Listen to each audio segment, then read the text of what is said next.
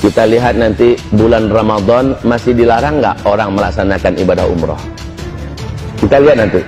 Kalau masih dilarang, lampu kuning dah tuh. Itu kuncinya. Lampu kuning. Kalau berkepanjangan larangan ini sampai ke musim haji, demi Allah itu lampu merah. Bila sampai ke musim haji, orang terhalang melaksanakan ibadah, demi Allah pencipta langit dan bumi, saya nyatakan di depan Bapak Ibu semua, seluruh bumi akan mengalami bencana-bencana alam yang paling mengerikan. Jadi tandanya nanti bulan Ramadan. Ustaz, tidak terjadi. Alhamdulillah, kita sujud syukur bersama-sama. Berarti Allah masih sayang kepada kita. Allah masih beri kesempatan bagi kita untuk memperbanyak amal soleh. Tapi kalau ternyata Ramadan tetap dilarang, awas, lampu kuning.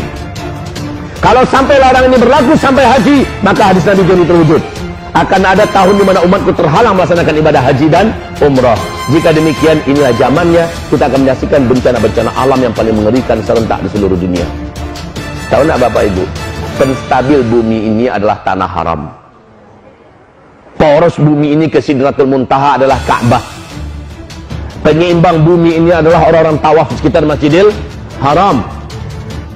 Hawa dosa, kegelapan maksiat yang dihasilkan oleh para pelaku-pelaku dosa dari orang kafir, orang musyrik, orang munafik, orang zalim, orang fasik, orang mujrim, dan seluruh orang ateis segala macamnya, itu mengeluarkan hawa hitam yang membuat bumi mengutuk, yang membuat langit tidak menerima, yang membuat laut berdoa kepada Allah, izinkan kami ya Allah menjadi penyalur azabmu kepada makhluk-makhlukmu yang durhaka kepadamu. Setiap para pelaku dosa mengeluarkan hawa hitam yang mengerikan, Pak, dan ini membuat bumi tidak rela Allah dimaksiati. Bumi berdoa kepada Allah, yang membuat laut tidak rela Allah dimaksiati. Laut berdoa pada Allah, minta izin kepada Allah agar Allah izinkan mereka mensunamikan bumi ini. Udara juga tidak rela untuk dihirup. Langit juga mengutuk, minta izin pada Allah agar turun petir dan segala macamnya. Ibarat Allah yang kami muliakan, selama ini Allah masih tahan-tahan, tapi ini akhir zaman, Allah tak akan tahan lagi. Nah, yang mampu menjinakkan bumi adalah selama orang masih tawaf di sekitar Ka'bah, selama orang masih umroh ke Masjidil Haram.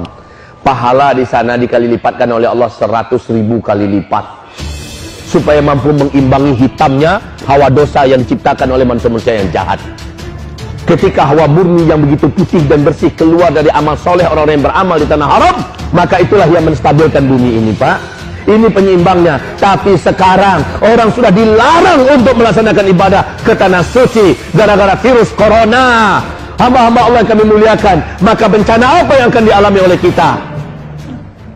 Saya khawatir kalau ini panjang dan lama. Kalau sempat sampai Ramadan, sudah lampu kuning, akan dimulai berbagai macam kegaduhan yang dahsyat dan bencana-bencana yang hebat. Dan kalau sampai musim haji selesai sudah, siap-siaplah kita bertemu dengan Allah dalam berbagai bencana besar yang akan terjadi. Hamba-hamba Allah yang kami muliakan, 156 negara sekarang yang sudah terinfeksi oleh COVID-19 atau novel corona baru ini. 156 negara, sehingga 2 hari yang lalu resmi WHO mengumumkan ini sudah menjadi pandemi, sudah mendunia dan menggerogoti seluruh sendi-sendi kehidupan, menghancurkan seluruh tiang-tiang ekonomi setiap negara. Sudah banyak nyawa yang melayang dari tubuh. Tidak terkira hewan ternak yang tidak terurus dan mati karena orang-orangnya harus dikarantina, tak boleh keluar dari rumah-rumah mereka. Tidak terkira sawah ladang pertanian yang terbengkalai dan digarap oleh hama, dihabisi oleh burung, disikat oleh belalang raksasa dari gurun. Ini bencana demi bencana berlapis-lapis. Ke depan kita semua akan dilanda oleh kelangkaan pakan dan kelaparan yang global. Berat Bapak Ibu, saya tidak mau mengatakan ini. Kalau boleh saya maunya di rumah saja, ngurus pesantren, ngurus santri, ngurus keluarga. Akan tetapi seperti yang disampaikan oleh Bapak Subarkah tadi, 4-5 tahun yang lalu saya sudah menyampaikan apa-apa yang akan terjadi menurut hadis-hadis Nabi. Dan seperti yang beliau katakan, lebih 90%-nya saya sampaikan terjadi semua sekarang. Dulu saya mengatakan, Nabi mengatakan di akhir zaman akan terjadi di mana ada saatnya umatku nanti terhalang melaksanakan ibadah umrah ke tanah suci dan ibadah haji. Maka apa yang disampaikan dulu terjadi sudah. Dulu saya mengajak kaum muslimin, ayo bapak, ibu, mari dari sekarang kita mulai menabung dalam bentuk emas. Karena nanti emas akan melejit, harganya sangat mahal. Dan orang lama-kelamaan akan mewujudkan hadis Nabi, kalian akan tinggalkan uang-uang kertas kalian pada masa itu, kata Rasulullah. Uang saat itu tidak ada harganya, akan dibuang-buang dan berserakan di pinggir jalan seperti daun-daun yang menguning yang berguguran dari batang pohonnya. Saat itu kalian kembali menggunakan emas dan perak sebagai mata uang kalian. Sekarang, wahai bapak ibu, kehancuran ekonomi global, krisis moneter paling mengerikan sebentar lagi di ujung hidung kita, insyaallah ta'ala. Maka yang tak punya tabungan emas, dia akan paling menyesal. Orang yang punya tabungan dalam bentuk angka-angka saja, dalam bentuk lembaran-lembaran rupiah, mereka akan menyesal. Percayalah, tak lama lagi kita akan kembali kepada emas sebagai mata uang kita. Kalau bapak ibu mengimani ini, maka segeralah beli emas. Ustaz, sekarang emas sedang mahal-mahalnya. Betul, kan sudah saya sampaikan dulu. Dulu emas masih murah. Saya katakan beli emas. Ada uang sedikit beli emas, 1 kilo, 2 kilo, simpan. Kebanyakan ya. Sudah, kalau tak sanggup 1 gram, 2 gram, simpan pak. Daripada nyimpan dalam bentuk rupiah. Toh kapan-kapan kita perlu uang masih bisa diuangkan. Apa ruginya, betul tidak? Wahai bapak, ibu, hamba-hamba Allah yang kami muliakan. Jadi ke depan yang akan kita hadapi setelah ini, yaitu kelangkaan pakan.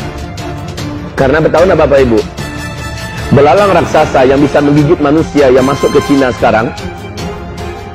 Belalang ini adalah belalang gurun. Ini belalang terganas. Dia makan satu hari mampu menghabiskan stok makanan dari pertanian dan lahan-lahan perkebunan yang ada, dapat memakan jatah 35.000 orang manusia satu hari. Sementara bulan April nanti menurut PBB jumlahnya akan menjadi 500 kali lipat lebih banyak dari sekarang. Bencana apa ini wahai bapak ibu? Saya ingat bencana yang sama Allah datangkan pada Fir'aun dulu yang sombong. Allah datangkan dulu kepada Romawi yang jumawa dan merasa paling perkasa. Allah binasakan mereka dengan hama. Ratusan juta hektar lahan pertanian dan perkebunan di Tiongkok daratan habis dimakan oleh ulat bulu. Serangan ulat bulu di sana juga, karena keseimbangan itu sudah hilang bapak ibu. Yang bisa memakan ulat bulu dan dimakan oleh mereka. Maka terjadilah amukan alam dengan izin Allah Subhanahu wa taala. Afrika sedang merana dan menderita karena serangan belalang ini. Arab juga disikat. Arab tak banyak perkebunannya. Kemudian Afghanistan, Pakistan dan India sekarang dah masuk di Cina. Dan kita mengkhawatirkan bulan April kalau ini membengkak menjadi 500 kali lipat seperti yang dikatakan oleh PBB, maka ini akan membawa kepada petaka baru lagi yang mungkin saja lebih ganas daripada corona. Terjadi kelangkaan pakan. Dampak kelangkaan pakan ini adalah wujudnya hadis Nabi sallallahu alaihi wasallam. Nabi berkata, nanti uang kalian yang banyak, gaji kalian yang banyak pada masa itu di akhir zaman takkan mampu memenuhi kebutuhan utama kalian. Harga-harga mahal sulit didapat. Disitulah manusia akan saling berantam. Disitulah manusia akan saling berbunuh-bunuhan. Di dalam hadis Sahih Bukhari dan Muslim, maaf, saya sangat takut menyampaikan ini. Tetapi apa yang mau saya lakukan? Saya tidak punya lagi solusi kecuali saya wajib sampaikan. Bapak ibu lah yang akan mencari solusi masing-masing. Dalam hadis Sahih Bukhari dan Muslim, di kitab Al-Adabul Mufrad, dikatakan oleh Rasulullah SAW di akhir zaman, sebelum kiamat terjadi, kalian akan menyaksikan kehidupan yang sangat berat, di mana hanya demi sepotong roti, tetangga rela membunuh tetangganya sendiri karena lapar. Hanya demi sepotong roti, tetangga tega membunuh tetangganya sendiri karena lapar. Apalagi detik-detik menjelang Dajjal keluar, ada 3 tahun kemarau ekstrim berturut-turut. Kalau nggak salah saya 2017 di sini ya. Saya sampaikan dulu dakwah saya. 2017 saya pernah sampaikan. Saya pernah sampaikan bahwa menurut para pakar ahli dan para ahli-ahli bumi kita akan terjadi 3 tahun berturut-turut kemarau ekstrim di seluruh dunia. Dari 2019 sampai 2022. 2019, 2020 tahun pertama. 2020, 2021 tahun kedua. 2021, 2022 adalah tahun ketiga. Dan Rasul mengatakan menjelang Dajjal keluar ada 3 tahun kemarau berturut-turut yang berat di muka bumi ini. Kita sudah merasakan bagaimana kemarau 2019 kemarin. Berat dan panjang, panas.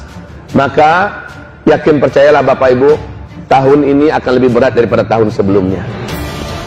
Akan lebih lama daripada tahun sebelumnya. Hasbunallah ni'mal wakil ni'mal maula wa ni'man nasir. Saya bukan hanya sekedar nakut-nakutin yang memang harusnya takut kita, tapi saya akan berikan solusi tentunya. Inilah hebatnya kajian Islam. Setiap ada tarhib, berita-berita pertakut, ada solusi yang diberikan oleh Islam. Apa yang kita buat supaya kita nggak panik? Apa yang kita lakukan supaya kita dapat jalan keluarnya? Dan jalan keluar itu dari sekarang. Dari sekarang. Wahai hamba-hamba Allah yang kami muliakan, dulu saya sudah sampaikan. Sebelum saya sampaikan ulang balik di sini, tahu nggak Bapak Ibu, di manakah orang-orang yang paling berisiko untuk mendapatkan kekacauan yang paling mematikan ini? Karena lapar orang menjarah ke sana kemari, karena lapar orang tega membunuh tetangga kiri dan kanannya. Ya, hadis-hadis ini sahih dan ini sepertinya sebentar lagi akan terjadi. Itu hanya akan berlaku di tempat-tempat kepadatan penduduk, di sana bercampur aduk antara orang